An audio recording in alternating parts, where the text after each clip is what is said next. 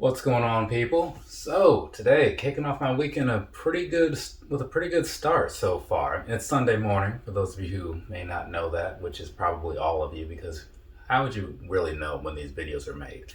Anyway, so recently the Norva, right? They started doing their sales again and all that because they started booking shows and all that good stuff. So I was just on the site a little earlier and I saw that they had the sales for a lot of the tickets, a lot more tickets than I thought. So, bought my first ones in the last long time, because I think the last show I went to would have been February of obviously 2020.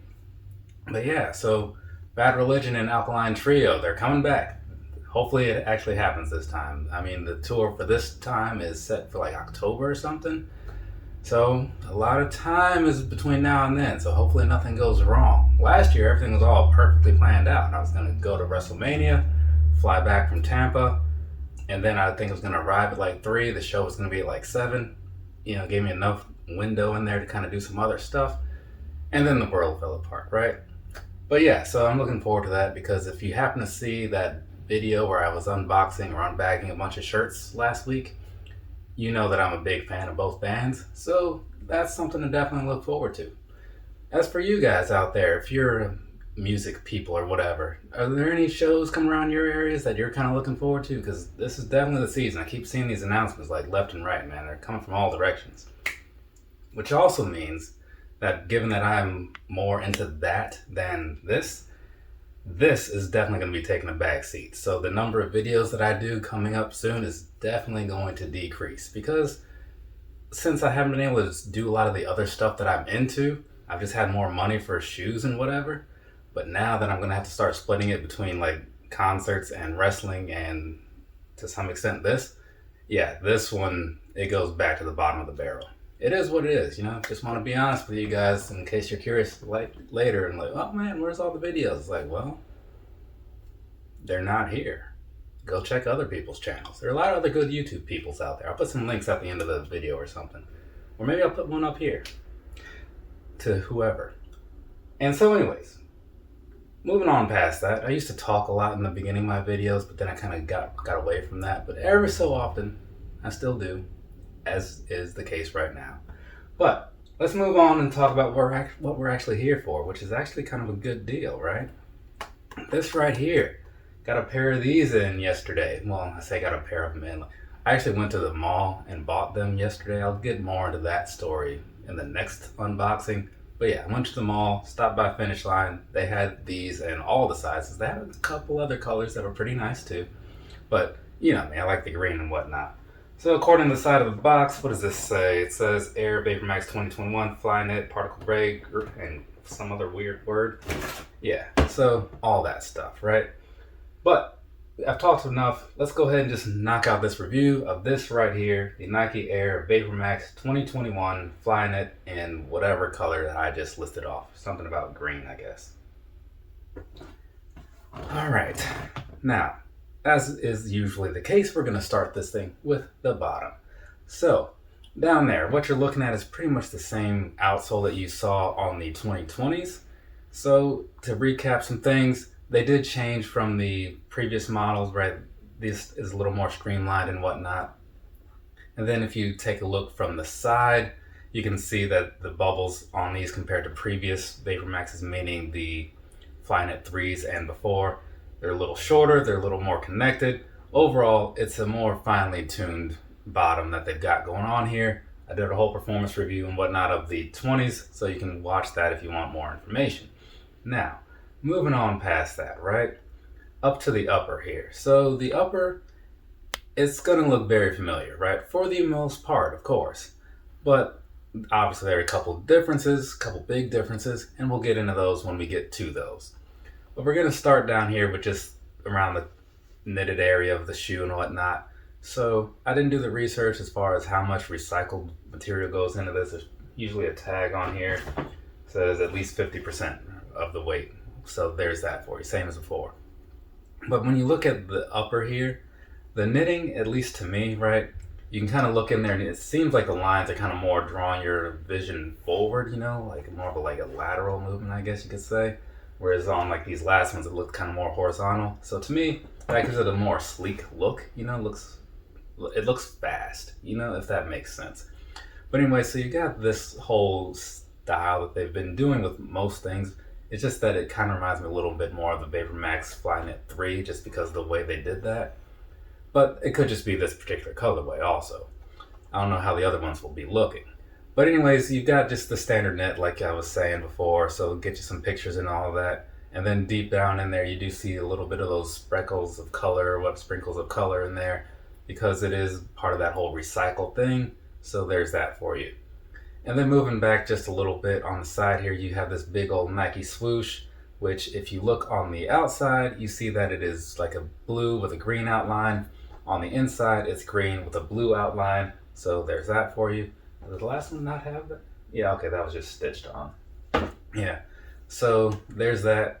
And then moving back just a little bit further into the heel cup type area, heel counter type area, you got all that stuff going on, which looks very much like it did last year, right? So when you take this side by side, you can kind of tell it's very much the same thing until you get to the back and you don't have that release tab or that lock tab, right? Because that they definitely got rid of, which I am so happy about, like, or at least as happy as a person like me could be. I got a feeling that it's gonna last, and if it's happening to me, I'm as happy as someone like me could be. But anyway, so you got that going on. Otherwise, this is just going to be like a plasticky sort of thing, and it's all in this lime green. Maybe it's bold. I don't know what kind of color they want to call it, but you have that. And then while we're back there, just above all that stuff, you do have this little pull tab type thing going on. So that's going to be in a light blue with a little bit of that lime green sort of color going on as well. So there's that for you. Now that we've kind of covered all the main visuals, I guess, let's dip around to the front where things actually matter, because it's a huge improvement in my opinion over last year.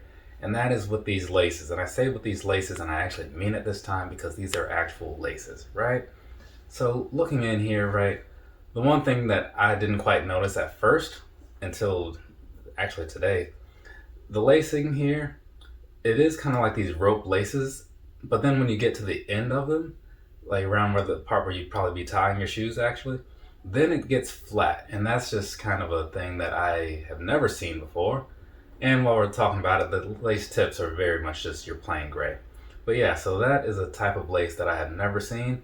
But one thing that I do like about this overall lacing system is that for one, it's not that crap they tried to pull on us last year. But for two, the way that they have these in here, even though it looks like it's a little flimsy, I mean, it feels sturdy, but it looks a little flimsy, like it could snap and, you know, then you wouldn't be able to lace properly. But just pulling on the laces here, it's kind of like those speed lacing type things like you see on Jordan 9s or whatever. So when you pull on them, it's easy and quick to kind of tighten up your shoes. So I do like that, because some shoes, you got to work with them to make that happen.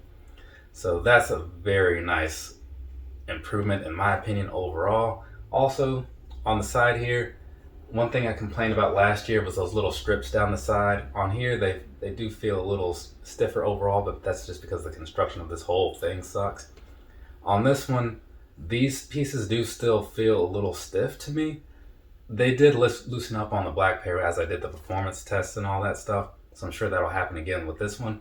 But the advantage for sure right out of the box is that in this middle area where the tongue is, it's only the tongue, right? Just like your Flyknit piece of fabric or whatever. Maybe it's not Flyknit, but yeah, it is. But yeah, you see that piece of fabric that makes up the tongue, just like that thin piece. Whereas over here, it was this piece even down at the bottom was just stiff and solid. This whole block in the middle here, just not great. So given that they got rid of that with these feel so much better, right? But I'll get more into that when I actually do the on feet portion and stuff. Just know that it's good.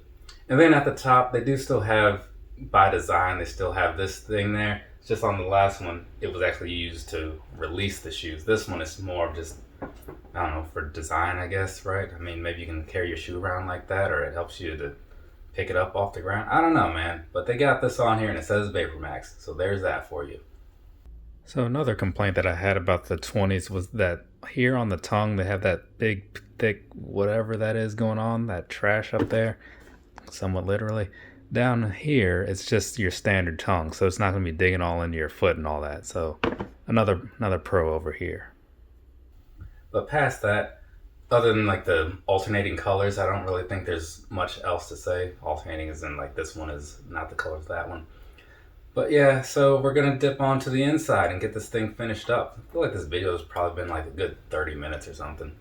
So down here on the inside, what you're looking at down there is that big Nike circle thing, like the Nike swooshes formed into a circle. I don't know if they have a name for that logo or not, but that's what it is, right? And it's got this sort of a puke green sort of thing going on. And it looks nasty in some ways to some people probably, but I think it looks fine, at least given like the color palette of the shoe. So there's that. And then moving on back here to the back area where your heel would be and all that stuff. So I didn't have a problem before, but looking at these up close, right, on the newer ones, it is a little flatter, right? It looks like it's gonna be just a little smoother as well. Whereas the other one, it kind of has some ridges to it just because of the way that they did it, right? So I feel like last year people may have had some complaints as far as if they wear like really low socks. And if that's the case, well, you probably won't have that problem this year. To me, it's all kind of the same because it still just feels just as padded. But to the touch on the outside, that can matter a lot, right? So there we go. And I will hit you with some personal thoughts now that we've covered pretty much everything about the shoe, if I'm not mistaken. But anyway, so like I said, I was in Finish Line yesterday. I've been looking for these. I didn't know that they were actually out yet. I saw a grade school pair recently, so when I went in there, I saw a whole bunch of them. I was like, hey, I'm walking out of here with something, right? And I asked the guy about it, and he was like, yeah, like they didn't have a firm release date. They just showed up whenever they showed up. So here they are. And I was kind of looking forward to buying them. And now that I have them in hand and looked them all over and all that good stuff, definitely happy about this particular purchase. So I'm not thrilled about having to go out and do a bunch of running again to see how they work out. But I'm at least looking forward to it in the fact that it doesn't seem like it's going to suck at all. Because so far, all the improvements that I wanted have been made. And that's pretty cool, right? And the price is lower. Like these were only $200, so a lot better than that $220, So that's pretty cool as well. But I think past that, we can just kind of move on from there and just do the whole sizing and comfort thing, right? And I'll throw in whatever I may have forgotten. So, 9.5, right? That's what I buy in my shoes because I'm a true to size 9.5. It just works out on most things. And it worked out just fine on these. I tried them out in the store, just to make sure, and they fit exactly like the 2020s did, which to me feel pretty much like all the other recent Vapormaxes did. So if you have any of those, buy the same size, or just go with your normal size that you'd buy on pretty much anything else that's a shoe, right? Maybe not boots, because I feel like those would fit different. But I'm not a boot guy, so whatever. Anyway, so past that, you get your size worked out, you get walking around in these, running around in these, whatever you're going to do, you're going to be liking it. That's my personal opinion, of course. But as I was saying, this whole midsole that they have down here, if you happen to skip over the 20s, which I totally understand, these are going to feel a lot better, in my opinion, than the Flyknit 3s did. Just because, as I was saying, they have these differently constructed bubbles at the bottom here, and it just makes for a nice fluid movement. All that 2-week break-in period or whatever it was on those 3s, that is a thing of the past. I pull these out of the box and walking around in them, they felt just like other pairs that I have worn for a while. So I do really like that, and I think you will too. I mean, if you don't, come on back and let me know. I like to hear people's follow-up opinions and stuff like that. And then the upper itself, it's still nothing amazing because I still prefer like that full-on Flyknit. I get that they're trying to save the planet and whatever, but they're doing it at the expense of my personal comfort, and that's where I get into a gray area of how much do I really care about the planet. I'm not sure sometimes. But overall, though, this does feel really good. It's lightweight, it's breathable, it's everything you want for a summer shoe, and given that summer just kicked off last week at some point, hey, why not pick up a pair, right? So that's what I'm going to leave you with. I think I've covered everything, So there we go. That concludes a longer than usual video, but that's why there are timestamps and stuff, you know what I'm saying? So that being that, I think we're going to wrap this up. Before I do though, You probably noticed that on the side there is this little blemish here, right? And that part of me could blame Nike and say, oh, they should do better looking at their stuff, blah, blah, blah. But here's the thing, right? I tried these on in the store. I didn't notice it then. So this particular time, it's on me, right? I can't hold that against them completely. Just wanted to throw that out there in case anybody noticed and was going to say anything. I saw it too. So that's it. From me to you. Have a nice rest of your day or rest of your night, whatever it is, wherever you are. I have one more review to record and all that stuff, so I'm going to go ahead and do that. Later, people.